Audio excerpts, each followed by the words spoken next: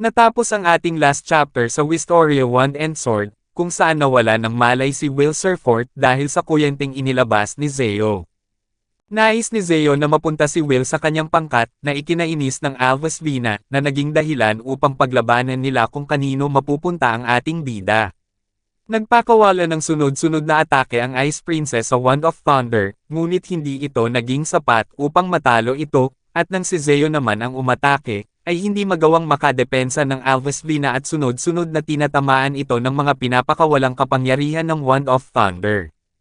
Ngayon, atin nang simulang talakayin ang susunod na chapter ng Wistoria Wand and Sword, at ito ay ang chapter 39.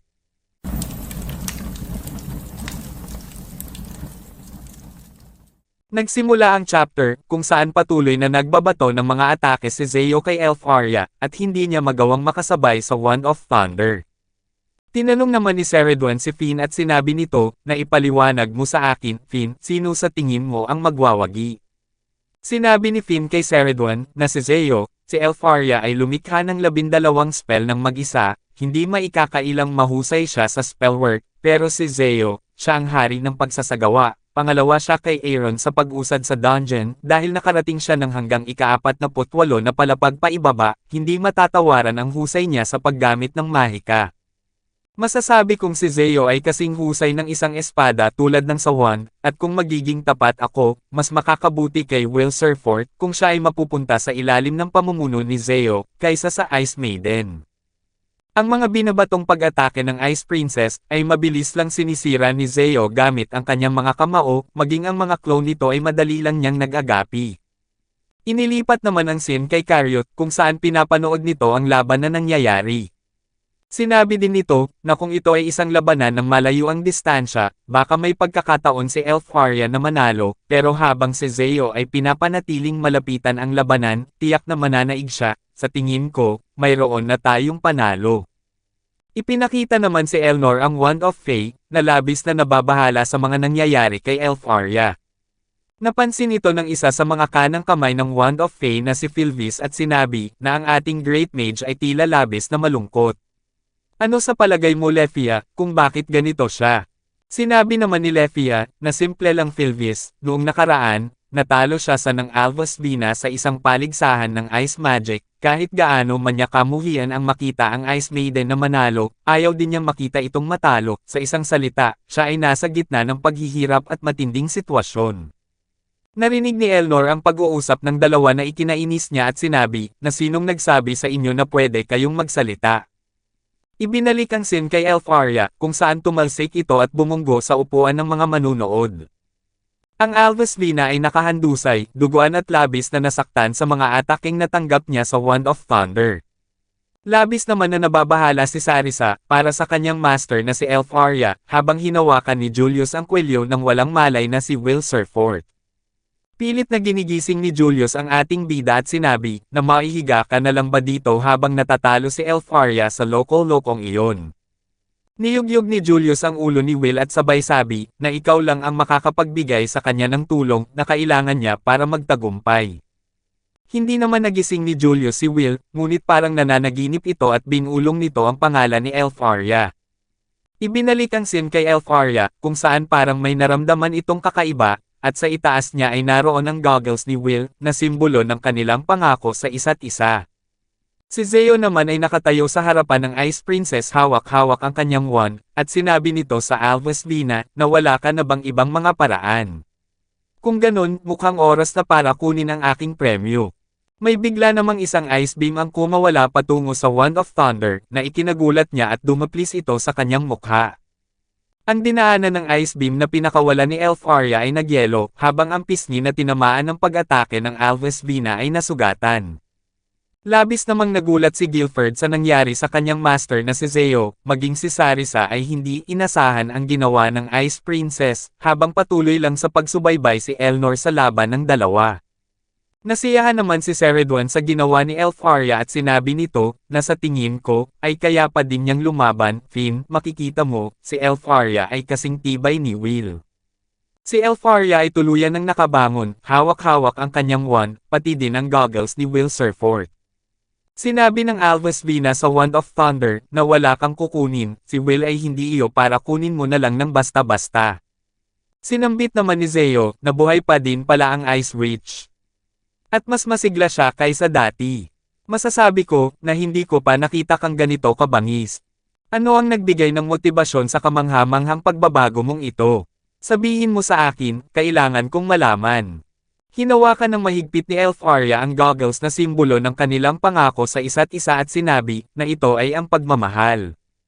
Hindi naman inasahan ni Zeo ang sagot sa kanya ni Elf Arya, habang patuloy na nagsalita ang Alvesvina at sinabi na nagsakripisyo si Will ng kanyang buhay para protektahan ako, pinagbuhusan niya ng oras at pagsisikap para makarating dito, para makasama ako, tinupad niya ang kanyang pangako, at ngayon, oras ko na para ako naman ang tumyupad sa aming sinumpaan.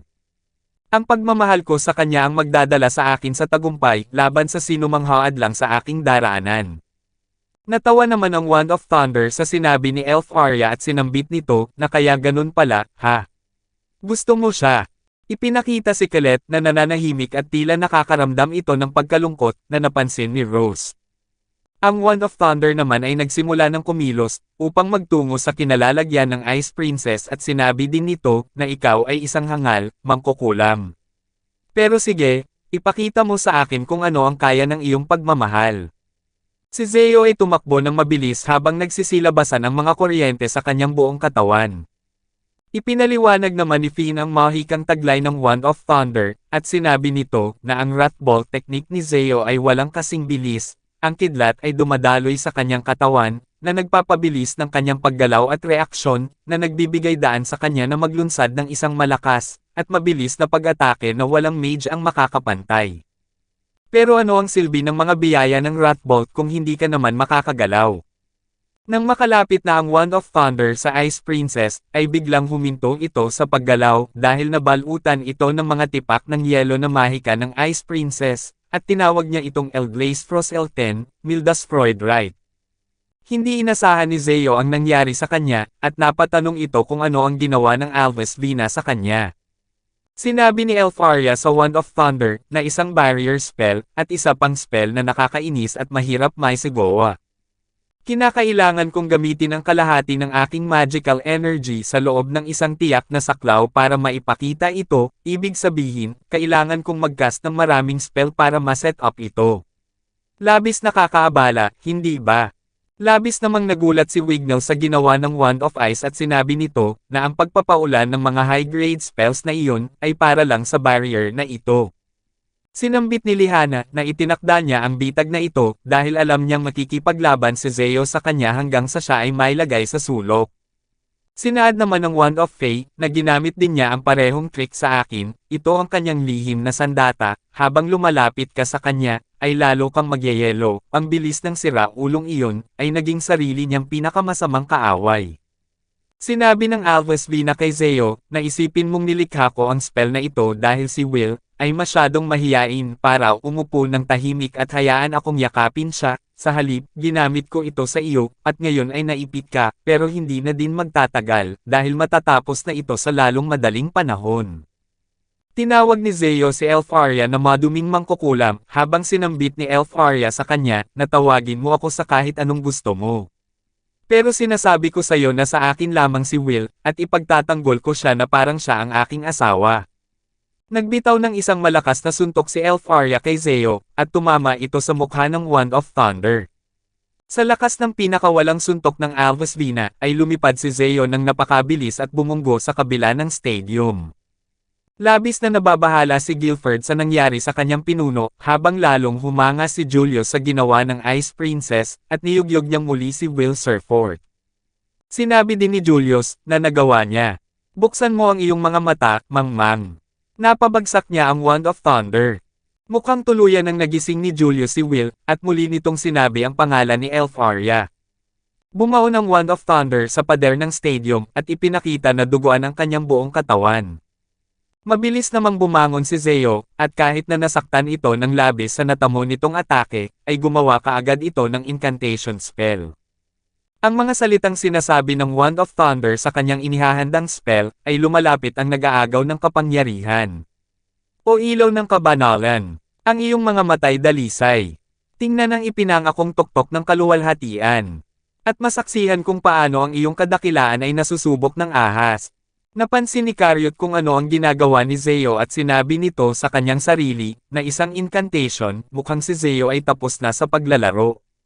Naiinis naman ng labis si Elnor sa ginagawa ng Wand of Thunder at sinabi nito sa kanyang isipan, na kinakailangan ng napakalaking halaga ng mahika para makalampas sa barrier ng tamad na iyon, at mukhang si Zeo ay sapat na hanggal para subukang sirain ito. Ang walang ingat na siraulong iyon. Tinawag ni Elnor sina Philvis at Lefia, at mabilis na naglaho ang dalawa sa kanilang kinatatayuan. May itim na usok na may mga kidlat ang lumalabas sa paligid ng Wand of Thunder, na ikinatakot ni Colette at Sion. Sinabi ni Colette na ano iyan. Wala pa akong nakita na ganito, ito ba ang ginagawang incantation ng Wand of Thunder?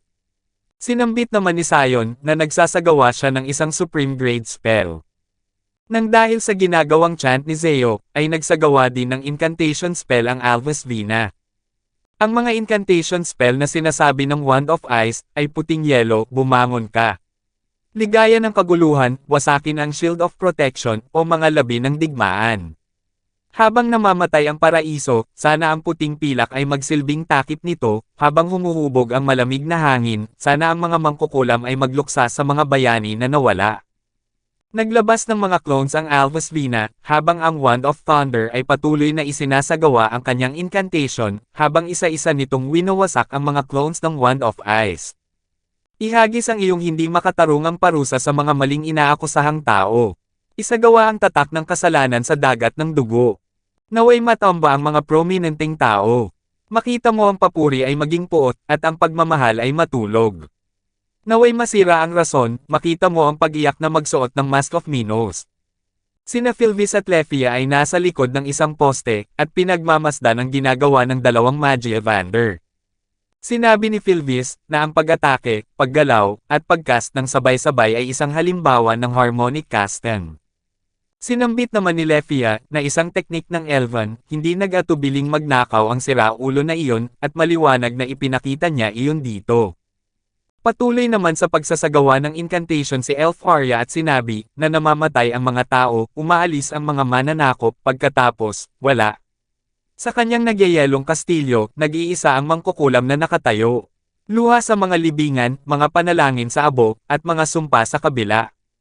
Ang trono ng pagkakahiwalay ay ngayon ay nagdeklara ng sarili bilang tagapagtanggol. Ang mga nasirang clones ni Elf Arya, ay muling nabubuo na ikinagulat ni Julius. Sinabi ni Julius sa kanyang isipan, na isang channeled incantation. Ang mga clone ay dinadala ang spell para sa kanya, ang sinubukan kong gawin laban sa Grand Duke noon, ay walang kwenta kumpara sa tunay na bagay. Tuluyan ang nagising si Will Surfort, at naguguluhan ito sa mga nangyayari. Sinabi din ni Will, na nakikipaglaban ba si Elfie. Ibinalik naman ang sin kay Zeo, kung saan naghahanda pa din ito para sa kanyang isasagawang supreme grade spell. May isang itim na magic circle ang lumabas sa kanyang inaapakan, habang patuloy din sa pagsasagawa ang Alvis Vina ng incantation spell. Patuloy lang ang dalawa sa pagsasabi ng mga incantation spell, habang daang-daang binabalutan ng thunder ang paligid ni Zeo, at yelo naman sa paligid ni Elf Arya. Bigla namang nagbato ng wand si Zeo patungo sa Wand of Ice, ngunit madali lang niya itong pinigilan. Ang dalawang Magi Evander ay malapit nang matapos sa kanilang inihahandang supreme grade spell, at itinutok nila ang kanilang wand sa isa't isa. Mukhang napagtanto na ni Will Surfort kung ano ang nangyayari, at sinabihan niya si Elf Arya na huwag ituloy ang kanyang binabalak. Ang Wand of Thunder ay natapos na sa pagsasabi ng incantation spell, at ang mga kidlat na lumalabas sa kanyang katawan ay gumawa ng isang imahe sa kanyang likuran. Ang Alvis Vina ay natapos na din sa paghahanda ng isang malakas na spell, at ang mga yelong lumalabas sa kanya ay gumagawa ng parang pakpak ng anghel. Ang imaheng binubuo ng Wand of Thunder ay isang napakalaking bull, na may hawak na napakalaking palakol, at tinawag niya itong Vilgas Argo Thorzus. Ang Alvis Vina naman ay nagkaroon ng isang malaking ibon na gawa sa yelo, na nasa kanyang likuran at mayroon din itong malaking mga pakpak, na tinawag niyang Glacialast Albas. Dito na natatapos ang Chapter 39 ng Wistoria Wand and Sword. Paki-like and follow naman po ng ating Facebook page, nasa description po yung link. Muli huwag kalimutang mag-like, comment, share at subscribe sa ating channel. Salamat!